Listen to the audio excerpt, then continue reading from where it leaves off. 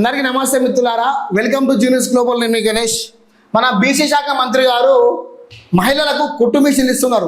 కేవలం బీసీలకు మాత్రమే ఇస్తున్నారట. నిన్న దానికి సంబంధించింది కలెక్టర్లతోటి వాళ్ళతో వీళ్ళతో మొత్తం మాట్లాడిండు. దాన్ని పథకాన్ని ఇంప్లిమెంట్ చేయాలని కూడా చెప్పిండు. మరి ఎన్ని ఇస్తున్నాడు కాన్స్టిట్యున్సీకి? 3,500 4,000 కాదు, 1000. చూడండి, ప్రతి కాన్స్టిట్యున్సీలో 1000 మంది బీసీలకు పంపిణీ. అంటే ప్రతి కాన్స్టిట్యున్సీలో బీసీ మహిళలు 1000 మందే ఉన్నారా? అసలు మన తెలంగాణలో బీసీ శాతం ఎంత? 56 నుండి 58 వరకు ఉన్నారు. అందులో మహిళల శాతం ఎంత? 27 నుండి 28 వరకు ఉన్నారు. అంటే సుమారు 95 లక్షల నుండి 1 కోటి వరకు వెళ్తారు మహిళలు. అర్థమైందా? ఈయన చూడు, ఈయన ఇచ్చే కథ చూడగా, ఈయన 1000 మిషన్లు పట్టుకొచ్చి ఎవరి ముక్కులో పెడతాడు? వాళ్ళకు లొల్లు పెట్టి శిఖలు పట్టుకొని దంచుకోవడానికి తప్ప ఈ పథకం ఉపయోగపడేదైతే కాదు. అప్పుడప్పుడు ఆలోచించండి పొన్నం ప్రభాకర్ గారు. అప్పుడప్పుడు చిత్రంగి కథలు పడ్డట్టు దీని మీద కూడా ఆలోచించండి. ఎందుకు అంటే ప్రజలారా, ఒక్కసారి గమనించండి. ఈ మిషన్ల కథ చూద్దామా ఇప్పుడు? ఈ మిషన్ల వ్యవహారం ఏందో ఇప్పుడు చూసే ప్రయత్నం చేద్దాం. కాన్స్టిట్యున్సీకి మనోడు ఏం చేస్తా ఉన్నాడు అంటే, కాన్స్టిట్యున్సీకి పొన్నం ప్రభాకర్ గారు 1000 పంపిణీ చేస్తున్నారయ్యా. అంతే కదా?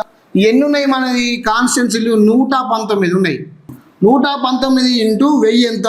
1,19,000 మిషన్లు వస్తాయి. బీసీలు ఎంతమంది ఉన్నారు మహిళలు అంటే 27 నుండి 28% ఉన్నారు బీసీ మహిళలు. ఓకే, ఇప్పుడు అంటే ఎంత? 25 అంటే 95 లక్షల నుండి 1 CR వరకు మహిళలు ఉన్నారు. ఈయన ఇచ్చేది ఎంత? 1,19,000 మిషన్లు. అంతే కదా? 1,19,000 మిషన్లు ఇస్తున్నాడు.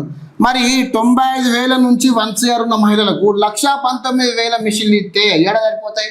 మిగతా మహిళలకు కుట్టు మిషన్లు ఇవ్వద్దా?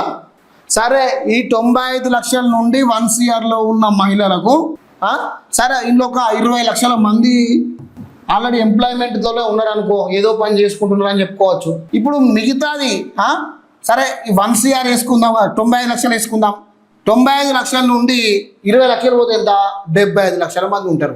75 లక్షల ఇట్లకెళ్ళి 1,19,000 మందికి ఈయన మిషన్లు ఇస్తున్నాడు. మరి మిగతా 50 లక్షలు ఎడబోతారు మహిళలు? ఇదేమన్నా పథకమేనా? దీన్ని ఎవరన్నా పథకం అంటారా? మరి కాన్స్టిట్యున్సీకి 4,000 కాదు, 2,000 కాదు, మరి 1000ని వంచుడట. చూడిగో, ఈ 1000 తీసుకొచ్చి ఎవరి ముక్కులో పెడతావు? ఏ అక్క ముక్కులో పెడతావు? అంటే 1000 మందికి పంపిణీ చేసి మిగతా వాళ్ళకు పంపిణీ చేయమన్నట్ట.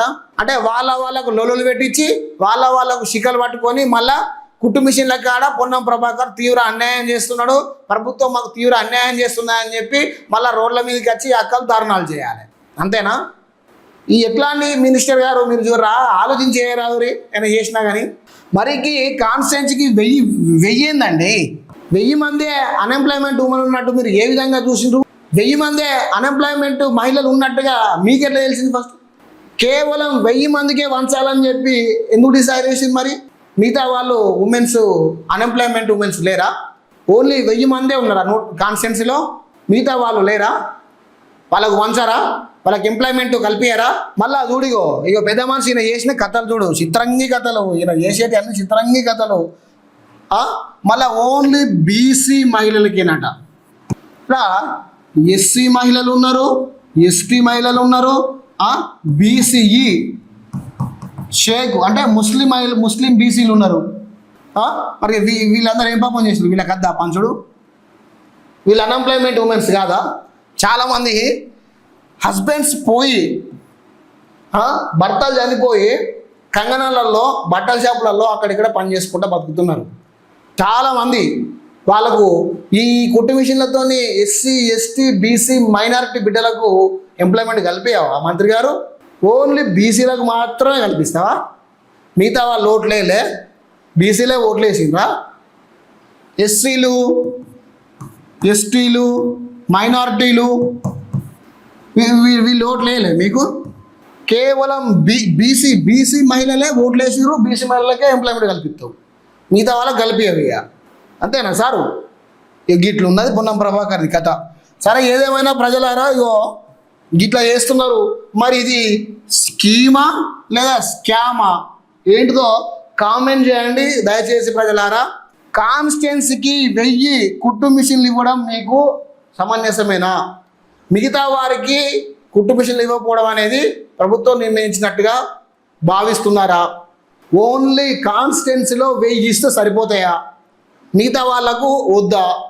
దాని మీద కామెంట్ చేయండి ఒకసారి దయచేసి.